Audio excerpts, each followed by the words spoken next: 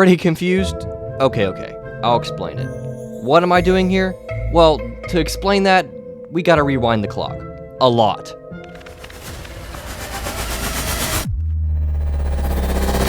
So in the last episode, we finished the station or tower that this roller coaster will start on top of.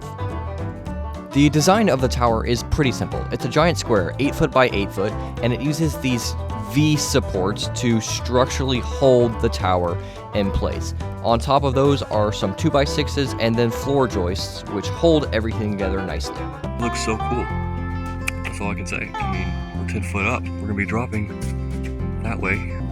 This is done. Come with a new update, and who knows when. Yeah, sorry about that. I guess time just got away from me. I completely underestimated the amount of time that I thought it would take me to build my own roller coaster train. So without further ado, welcome to Building a Beast, update number 4.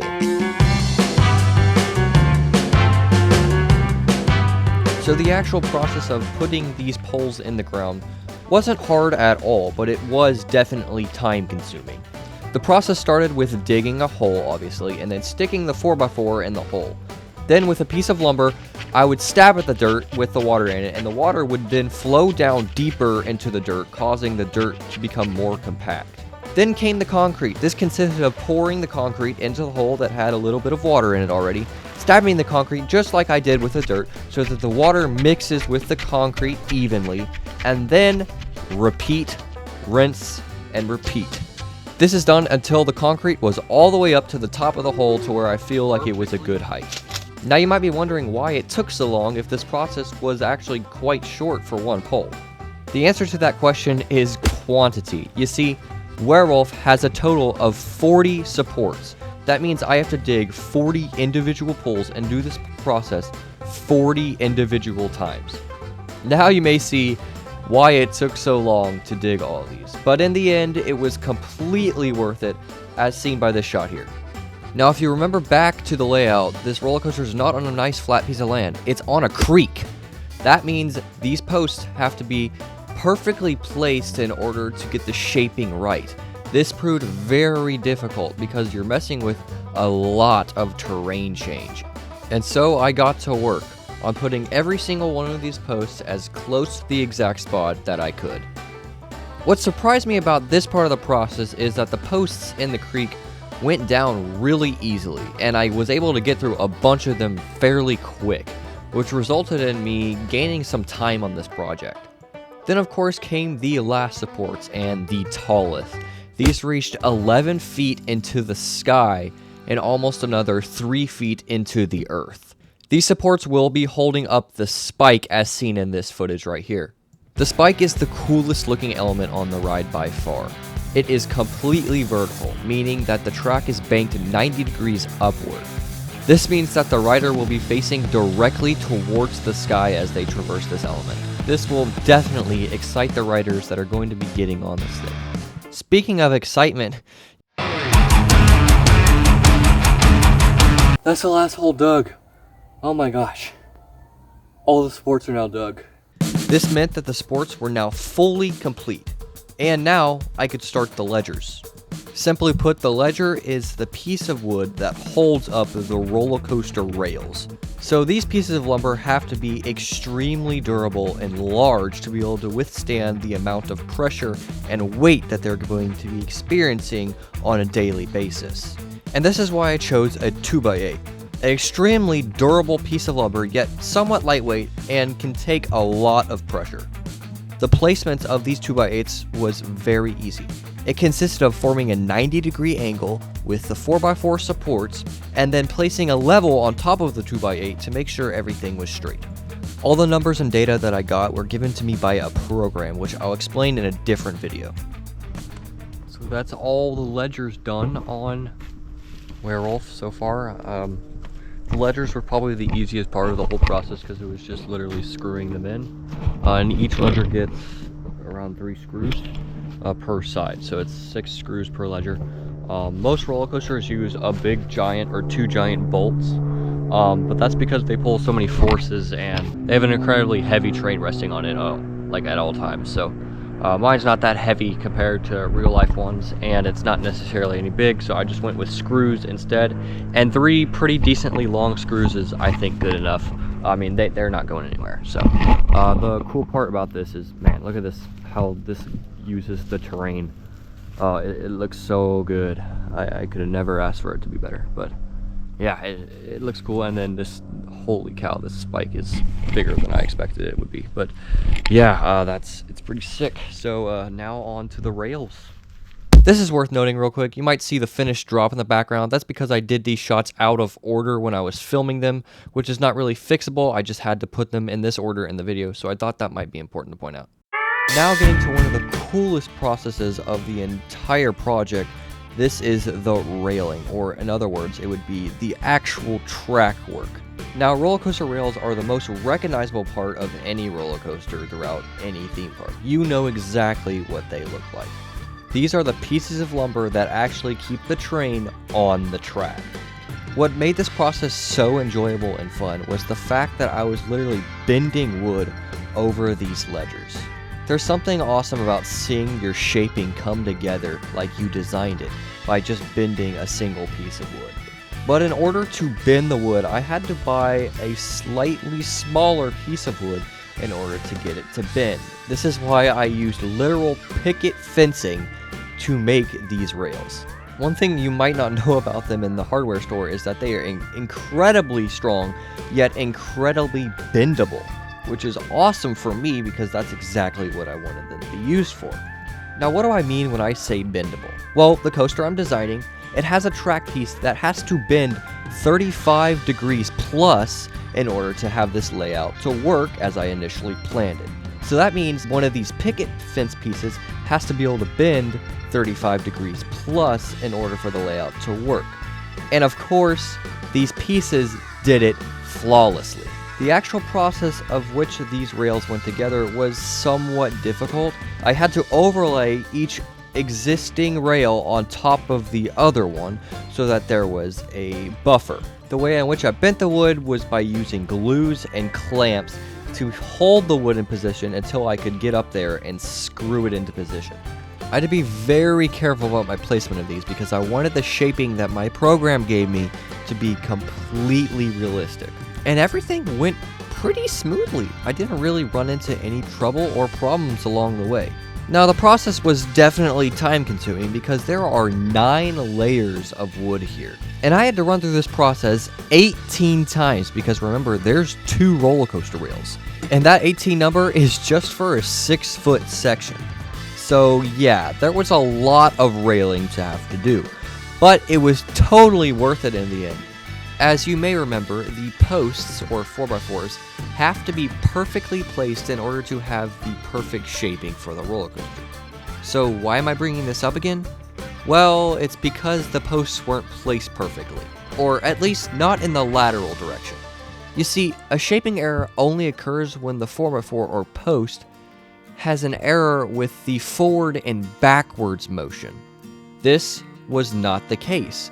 However, when it's in the right to left motion of the 4x4, it does not affect the shaping per se, but it does affect the straightness of the drop.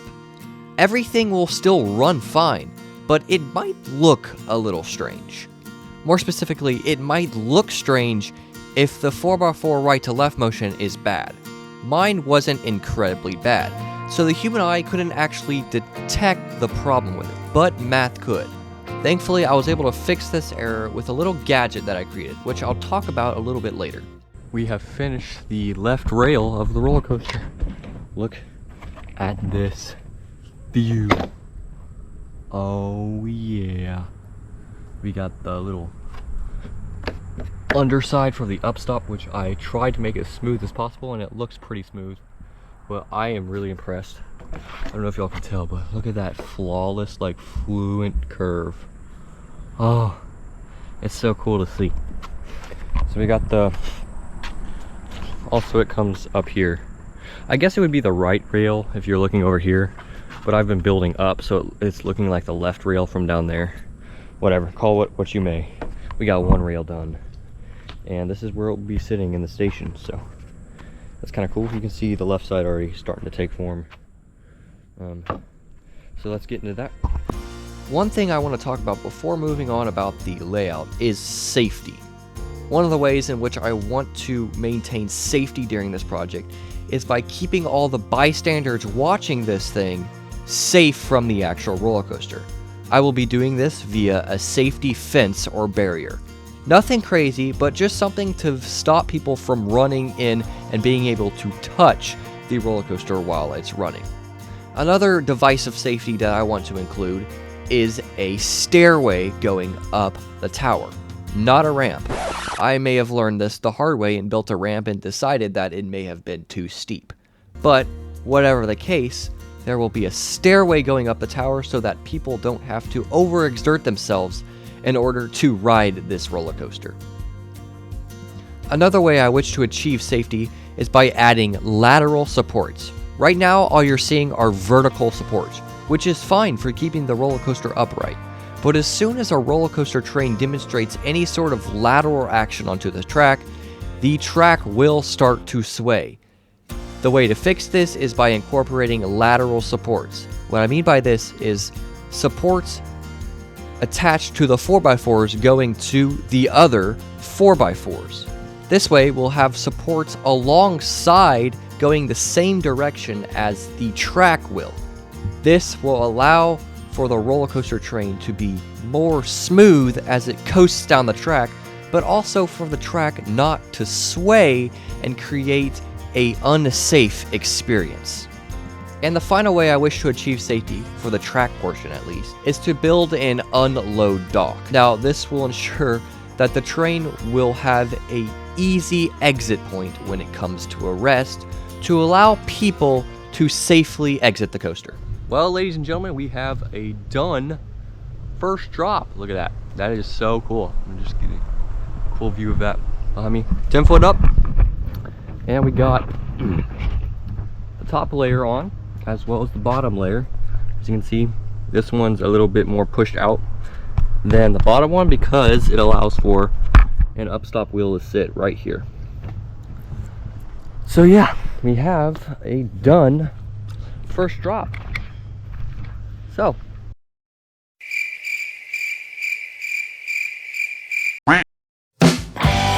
area in which this process got a little tricky was when I was trying to bend a piece over a negative G filled area. For those unaware, a negative G area is a section of track in which the rider will experience airtime, in other words, negative Gs. Now, these airtime moments are defined by when the potential energy is transformed into the kinetic energy of the roller coaster train. Now, when this transformation happens, a peak is formed. A peak can have a lot of different meanings, but it is generally referred to as the topmost or highest point of an airtime-filled moment. For example, a first drop will have a peak, or an airtime hill will have a peak. Now here's the little roller coaster designing inside scoop for you. Most roller coasters are designed to where the tightest track piece of a layout will always be a given peak of that roller coaster. So this means that the peaks of any given roller coaster will always have the tightest track pieces on them in the entire layout. And using logic connecting to what I initially said, we can say that the tightest track pieces will always be a negative G filled element. Meaning that for my case, the airtime hill, the drop, and the spike would have the tightest radius of any track piece on the entire layout. That's a really roundabout way of saying that these track pieces were very, very hard to bend because the element was so tight. And because I didn't want to mess up shaping at all, or even the tightness of the peak at all, I had to keep everything exactly where it was and rely on the stability of the wood to make that bend. For some reason, I found that bending the piece down over the rest of the element worked way better than building it up over the rest of the element. I can't explain why, but for some reason it just worked. And immediately upon ending a negative G-filled element, the rest of the layout would run flawlessly and perfectly. So that's just a few of the struggles I was dealing with during this process, and maybe even sort of an inside scoop on roller coaster design for y'all. So I forgot to mention something that I used that was really helpful. So obviously this ride, what makes it cool is we're in like this creek here, which is why this bridge is here. But because of the creek, the elevation, you know, goes down and then up. So getting a, what I like to call ground level is really hard because the terrain is just doing this the whole time. So what I created was essentially a piece of wood spanning across the creek that is my ground level. It was completely level, and it was the most incredibly helpful thing that I probably ever did during this entire experiment. I'm so just like happy that it worked. And I was able to get all my ledger heights like perfect because of it.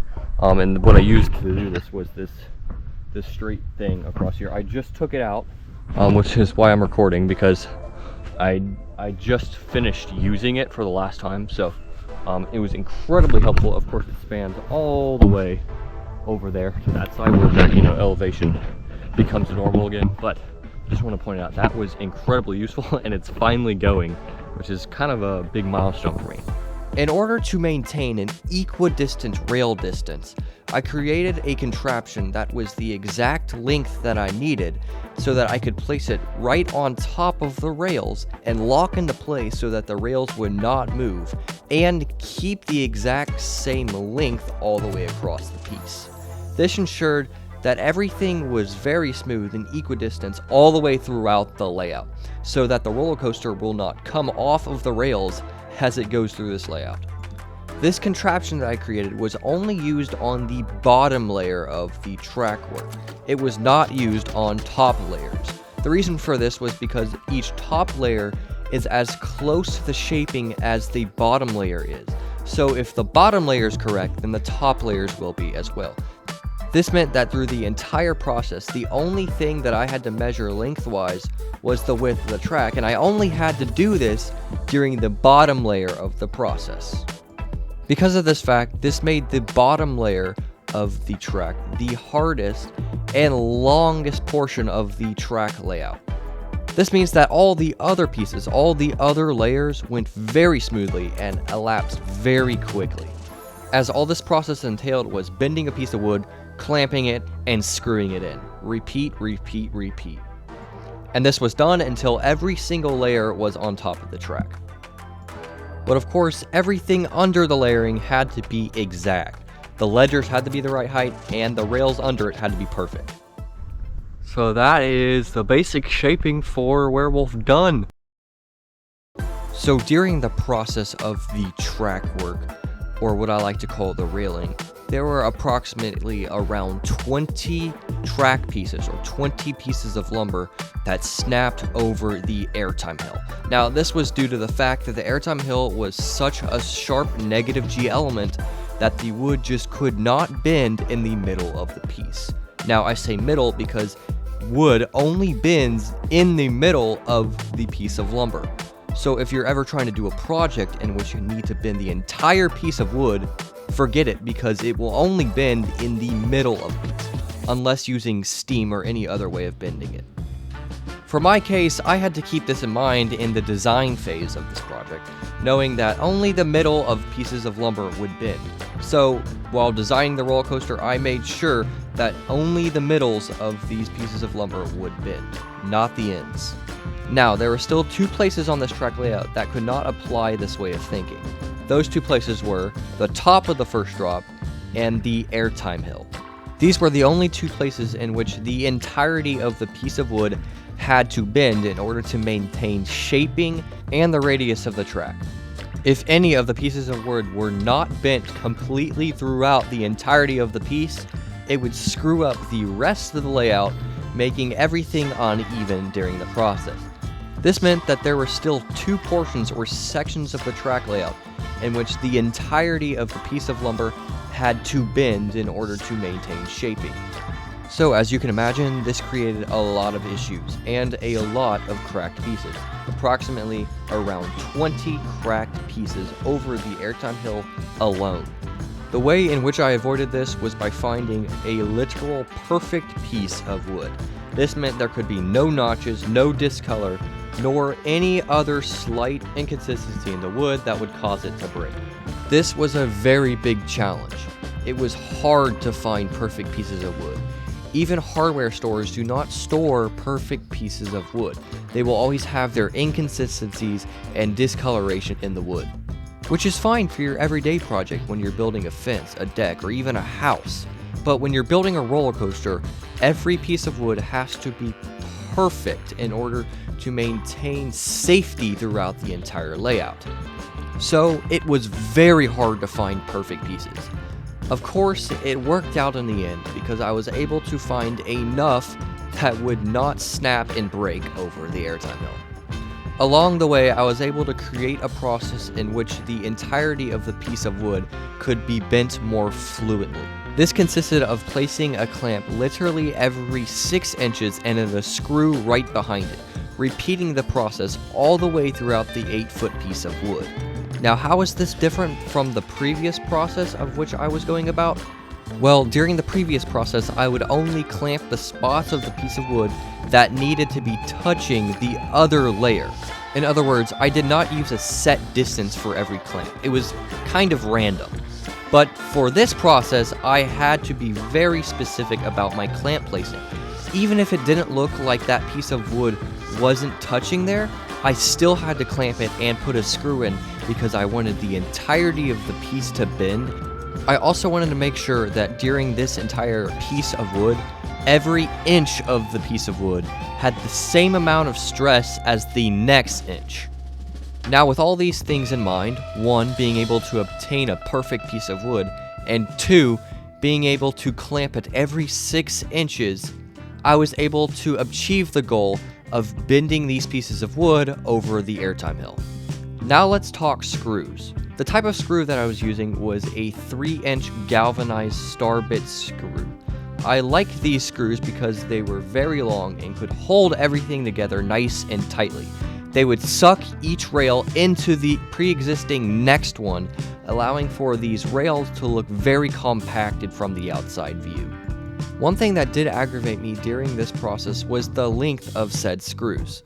More specifically, the length of these screws during the first 3 layers of the track work process. Because they were 3-inch screws, they went all the way through the piece of wood and out the other end, creating a sort of bump in the railing. Now, this wasn't a problem because I could just screw it in a little more and fix the issue, but it did leave screws sticking out the other end, which was very dangerous for any other guests walking around the area. So I came back with an angle grinder and grinded them out until there were only stubs showing. This is not shown on screen. Once I got past the 3rd layer, every other layer went very smoothly as the screws sucked the next piece into it to create a compact looking track.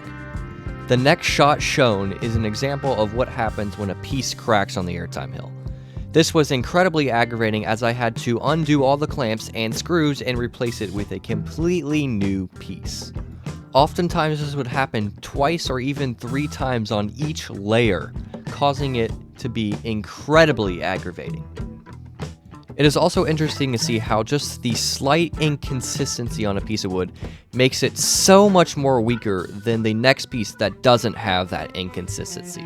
It really does make you appreciate a truly healthy tree and a very well taken care of piece of lumber. This process made me truly appreciate the fact that God has given the ability for man to create. I love building and doing things with wood, and while bending rails over a ledger, it made me truly appreciate this fact. For me, it was totally incredible to see a plan on a computer converted into real life that I could touch, smell, and even taste. So I oblige you, go out and create, using maybe even your 2 hands. Use the ability that God has given you, and then you might be able to see the beauty of God's nature.